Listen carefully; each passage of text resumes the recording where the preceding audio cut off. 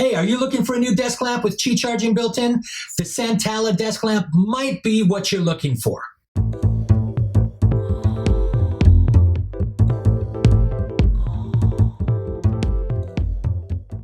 Hey guys, Chris Young here from HomeKit Geek, the channel. We bring you new smart home content every week. Do me a favor, if that sounds like it interests you, consider subscribing. Today, we're going to be looking at the Santala Desk Lamp. This is a small desk lamp. You can see here, not too big, flexible, Qi charging built in, supports all the three major ecosystems, and generally it's a desk for your lamp. Not much more to say about that. Let's take a look. One of the things I like the most about the Santala Desk Lamp is it supports all three major ecosystems, being Google Assistant, works with Apple HomeKit, and as well the Amazon Echo ecosystem.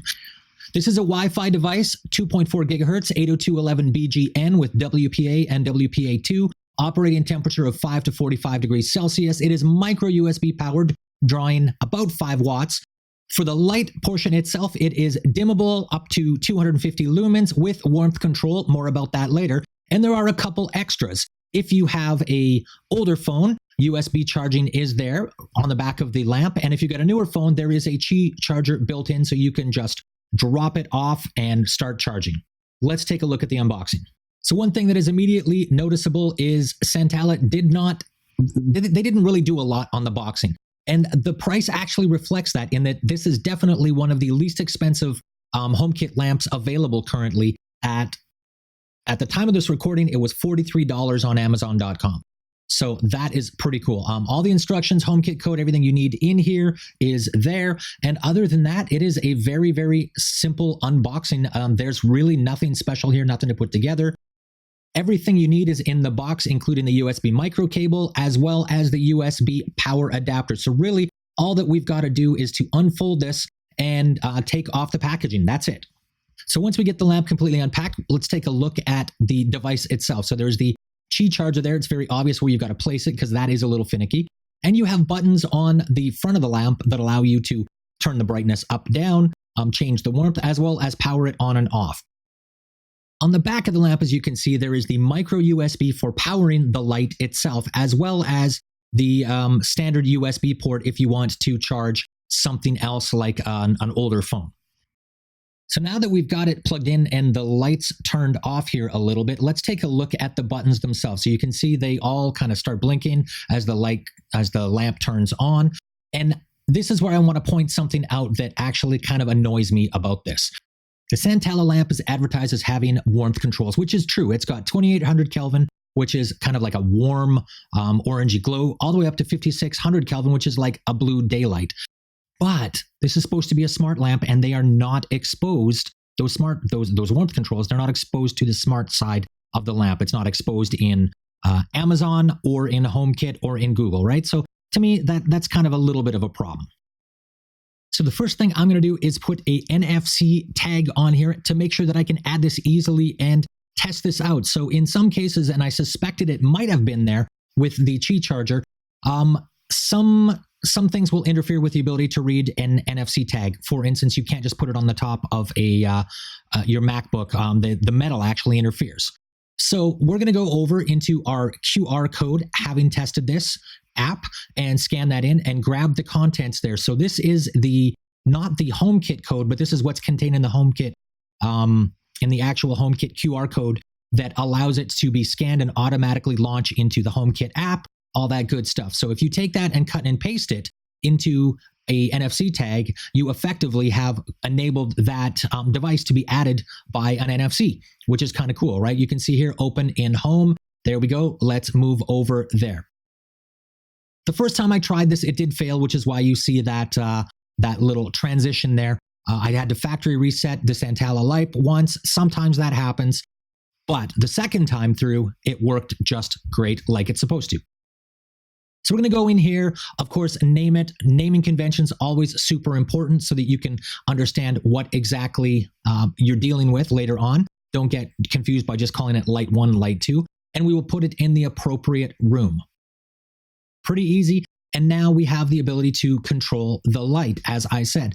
But if we go in and go over the room and look at the light, This is where you're going to see exactly what I was talking about. If we long press on the Santala Desk Lamp here and go into the light controls, look at that. We have brightness, but we have no warmth controls, which is pretty annoying to me, to say the least, right? I would have loved to have been able to change the warmth of the light depending on what time of day it is. To me, that's super important, and there's a lot of reasons for doing that, the way that light affects the human body. So for the last step here, we're going to go over to the Santala app and check for updates and connect it to the Santala cloud so we can then control our lamp also through Amazon or through our Google Assistant. So I'm going to assume you've already got the Santala app installed and you've got a user account created, which is important because you do need to have that user account to link this to your Amazon Madam A or your Google Assistant skill. Right, so we're going to go in here and we're going to go to the My Office, My Home, go find that desk lamp. Again, we've got some controls here. And as we scroll down, we can see that there is the cloud service button. And really, once we've got that account connected, that's all we have to do is enable the cloud service. And this should automatically appear in your Amazon Madam A or your Google Assistant account, depending on which ecosystem you're dealing with. If they don't, you may have to go and to disable and re-enable the skill. I have seen that in the past, but for the most part, it just seems to work. Right, we'll do the last step of firmware update here to make sure we're on the latest version of code for the hardware. And other than that, that's really about it.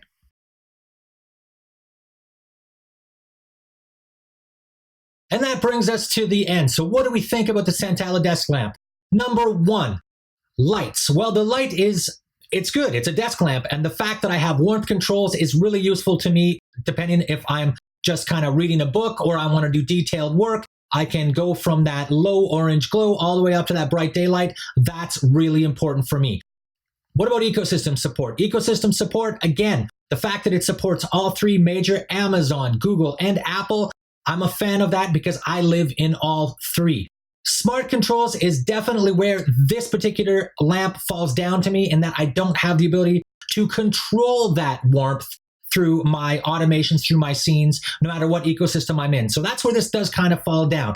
But to be honest, the extras kind of make up for it for me. The USB port on the back of it for charging other devices, as well as the Qi charging, is really attractive. And the price at $42 on Amazon, it's kind of hard to argue with the fact that it is really, really attractively priced if you're just looking for a smart lamp for your house. What do you guys think? Definitely let me know in the comments below. Subscribe if you haven't already. We'll see you guys soon.